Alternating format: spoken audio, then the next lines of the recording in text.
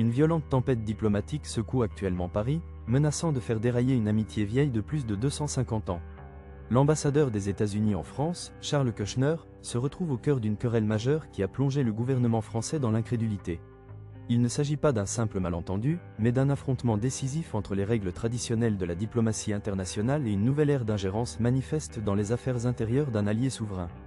La mission de stabilité entre dans une phase explosive où la quête du respect national est mise à l'épreuve par une série d'actions audacieuses et inédites. L'étincelle qui a mis le feu aux poudres a été une série de déclarations provocatrices diffusées par les canaux officiels. Suite à l'assassinat tragique de Quentin de Ranc, un militant de 23 ans, à Lyon, l'ambassade a publié des communiqués suggérant une montée de l'extrémisme radical violent en France.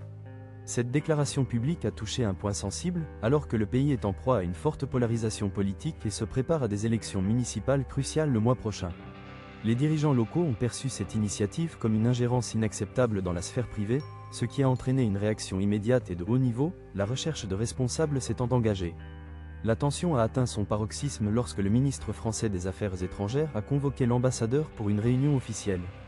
À la surprise générale, Jared Kushner ne s'est pas présenté à cette première convocation, ce qui a incité le gouvernement français à lui interdire brièvement l'accès aux ministres les plus importants.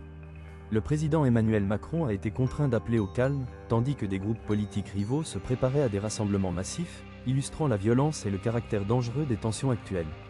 Il s'agissait d'une lutte d'autorité acharnée, où les normes traditionnelles de communication se heurtaient frontalement au style d'un représentant encore relativement novice dans le monde feutré des relations internationales. Après plusieurs jours d'intenses négociations, une paix fragile a finalement été rétablie.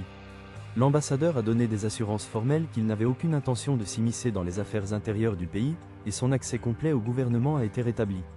Les autorités tiennent désormais compte du fait que le magnat américain de l'immobilier n'a pris ses fonctions qu'en juillet, ce qui laisse entendre que son manque d'expérience a pu jouer un rôle important dans le chaos qui a suivi. L'affaire est officiellement close, mais les répercussions de cet incident ont durablement marqué les relations bilatérales.